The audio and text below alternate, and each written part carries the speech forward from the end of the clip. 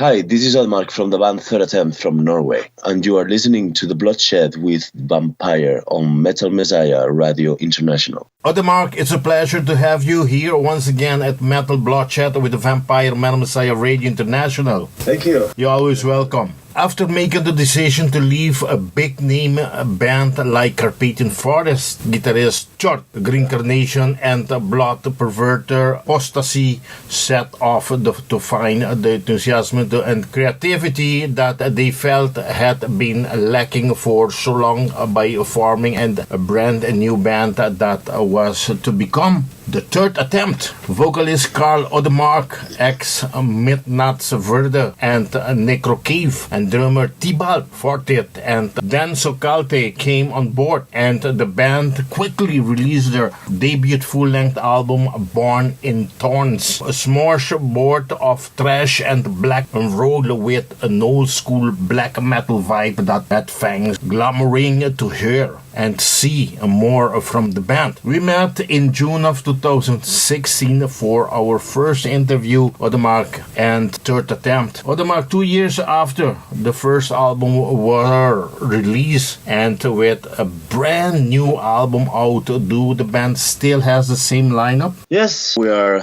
the same for fuckers that you and everyone knows. That's correct. Besides having been busy working on a new album, how has it been for the band on the road, and what are the countries you guys toured? Well, we have been in England a couple of times, France, Spain, a couple of places in Spain. Well, yeah, in Norway we have played the most, obviously, but yeah, in the beginning we were touring and playing several concerts and stuff, but for some reason and some personal stuff, we kind of diminished the amount of concerts we were making. But now we are again full force, managing some stuff, and whenever that figures itself out, then yeah, expect us there, wherever you are. Wherever you are. Very good. Before I close this chapter, Ødemark, how was the band's first full-length debut album, Born in Thorns, gone in general? How has it gone? Well, I'm not sure. I'm really not in contact with fans or media. I'm not sure what do they say about it.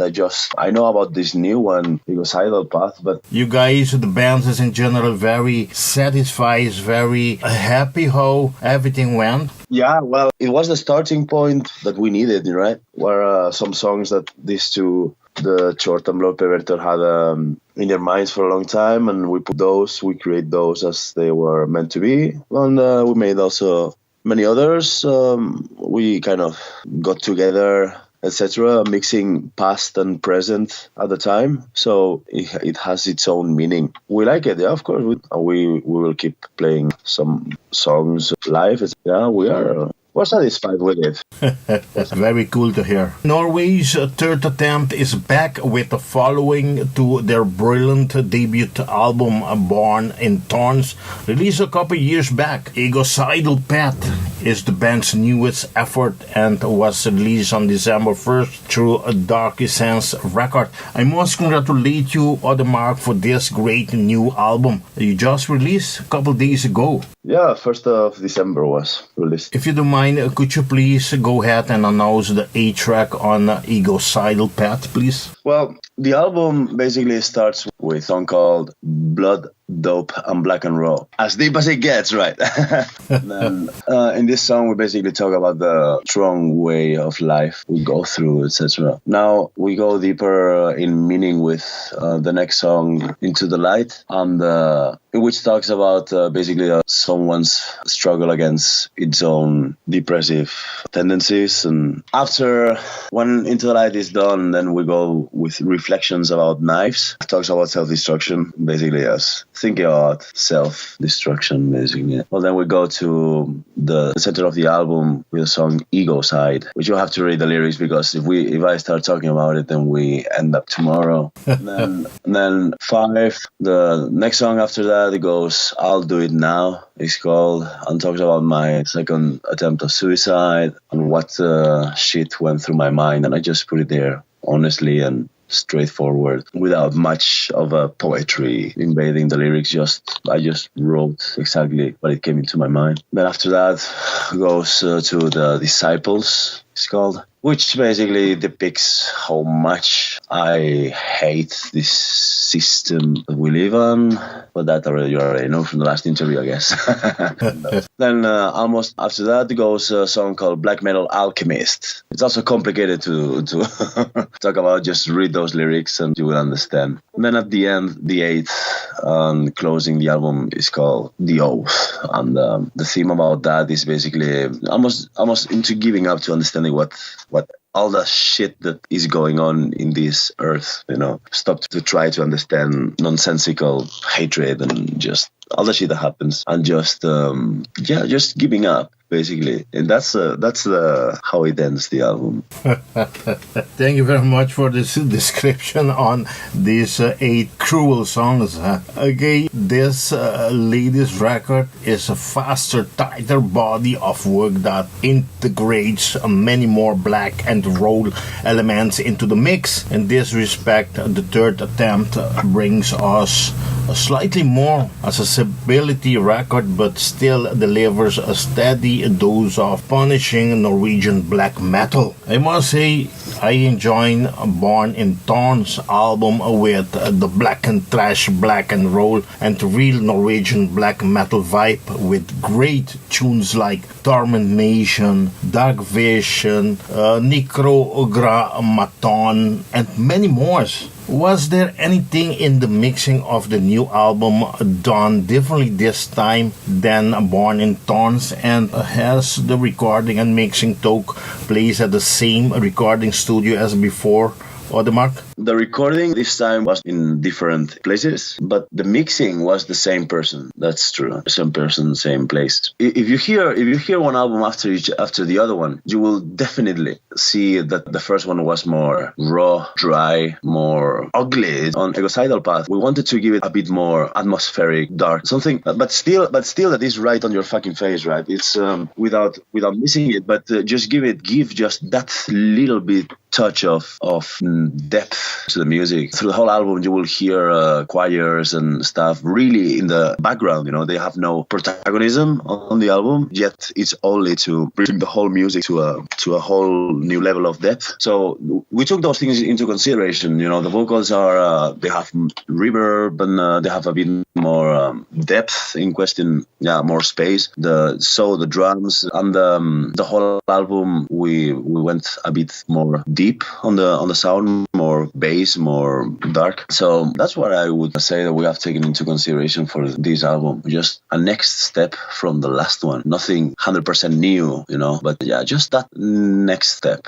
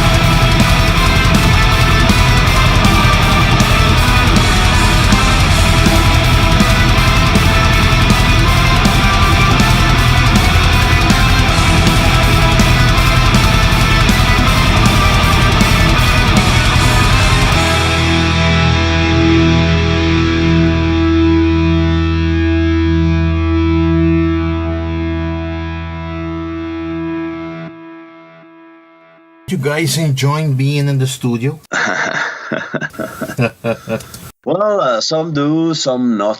I personally, I cannot speak for what the other guys do, but personally, I just want to be on the stage. Now, I want to be on stage, and I like to create music and make my songs and make my parts and study my lyrics and my text and blah blah blah blah the concept. But when it comes to the fucking studio, it's always fucking stressful. It's some shit going on here and there. It's just stress here and stress there. I just sometimes it's exhausting. Ødemark, too bad that without being in the studio, you cannot be on the stage. I know. It's fucked up, and everyone has to do shit one don't really like. I mean, it's not that I hate it. Let's be honest, but I really see myself happier on the stage.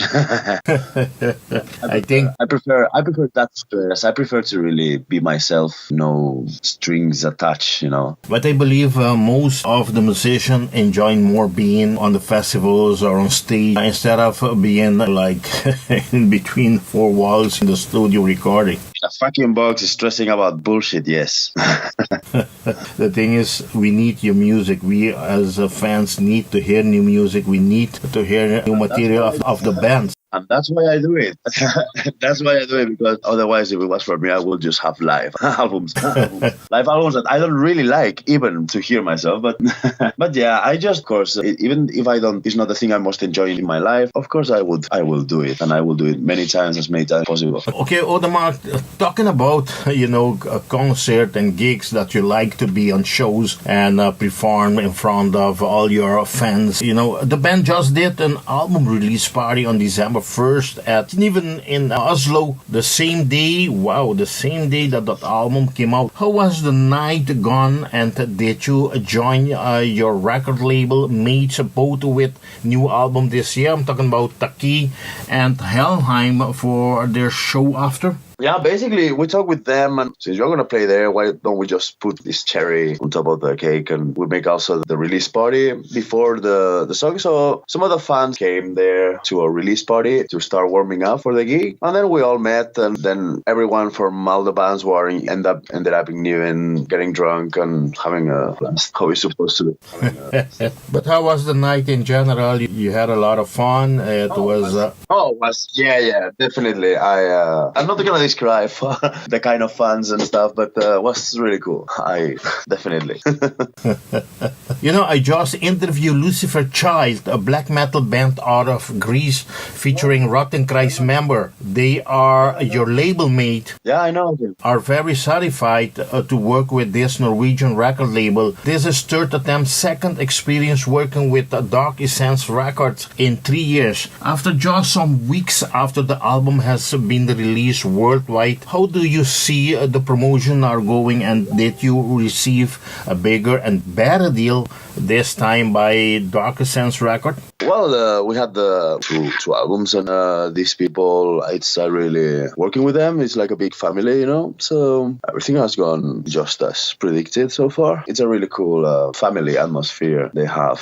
That's very good. Yeah, look forward to keep on with them. Unlike Born in Thorns, cover artwork was more like a pic of you, Ødemark, who did the awesome work on the cover artwork for this new album, Egocidal Pet. Well, if I recall correctly, his name is an artist called Rafael Tavares. I believe him to be from Portugal, but don't take my word seriously. He has made some other cover art for bands like Blood Red Throne, for example, and there is where we started contact him. And for instance, there are a lot of symbols. There is a lot of symbolism in the cover, which I asked, I asked to be like this, basically, and all that concept was sent to Rafael, and he made a hell of a fucking cool job, and totally overcome everything I thought that it could be. Yeah, when I saw the cover artwork, I said, "Wow, what a hell of a job, man!" Yeah, beyond belief. Okay, but the band just released a lyric video for the new song "I Will Do It Now." Are you planning to make any live footage video for any of these 8 new songs like you did with Swine Erik Noland of artist Photo Norway on this first album for the Songs of the Winter and the Born in Thorns? The truth is that for that video, the story behind it is that we kind of, in a concert, they happened to be there, and by their own will, they recorded that footage. Then I saw it, and we saw it was fucking amazing, right? So it was like, okay, then let's use it. But it wasn't anything like, oh, I had that idea and we put it there. It just kind of happened.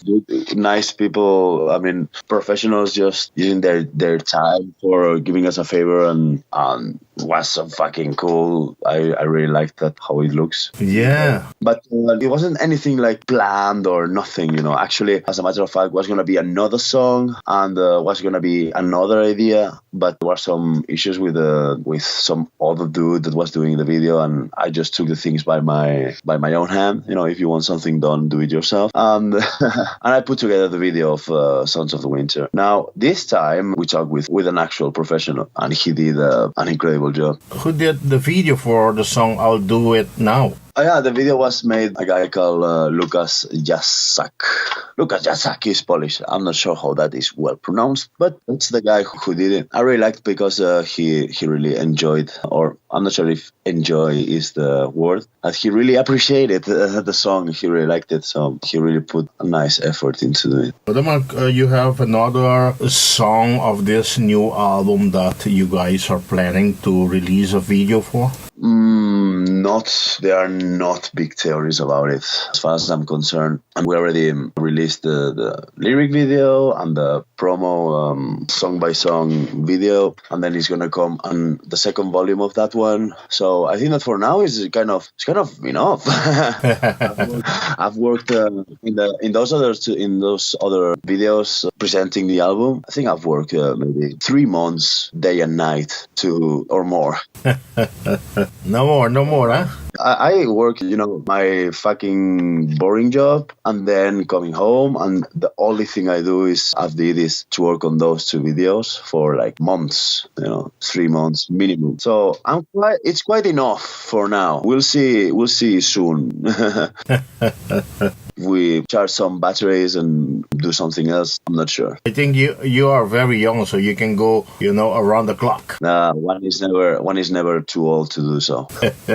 Ødemark, what was your experience at both the Norwegian festival last year, Blastfest and Inferno Fest, and at which festival will we see the band third attempt for the 2018? Well, so far we have no 100% to confirm the dates or festivals yet, but it will be announced as soon as possible, as soon as we know. And regarding those two festivals, Inferno was quite fucking cool. We had a blast with some of the bands, and the other one in Bergen, I have to say I don't remember that much. So that means that it was really, really cool too. Oh. I saw a couple videos. I can't remember now if it was Blastfest or Inferno, where there was interviewing you. Inferno, right? Oh, that was Inferno Festival. And Blastfest doesn't exist anymore, actually. Yeah, they canceled. Yeah. Now in Bergen they have made this. It's another festival. Okay, Saakaldte, what an awesome album with an outstanding tunes like Records Opener, Blood, Dope, and Black'n'Roll has some incredible riffage and pummeling rhythms. Also songs like I'll Do It Now and The Closer the Out, which features some intense blast beats and classic tremolo picking over lush sonic scape, and the whole album. You must have it in your collection. So I encourage you out there, go look out for this album, go buy it. This great new album, Egocidal Path, from the band Third Attempt. Thank you. I hope people get it and buy it, because we have really put an effort this time to make everything how it's supposed to be. I'm sure.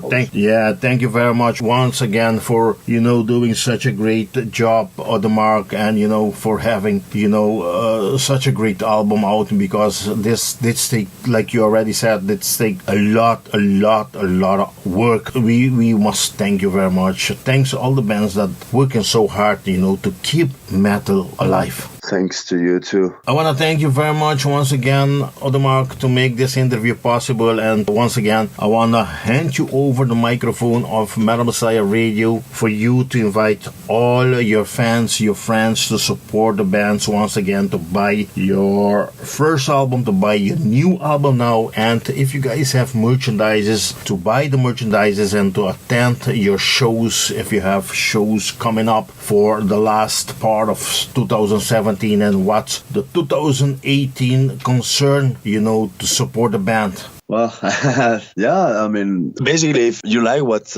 we are delivering and you want more of it, then just basically act upon it and let us know. And that's basically how we know. And so far, gotten always nice first lines in the concerts, and well, just keep it moving. And thank you.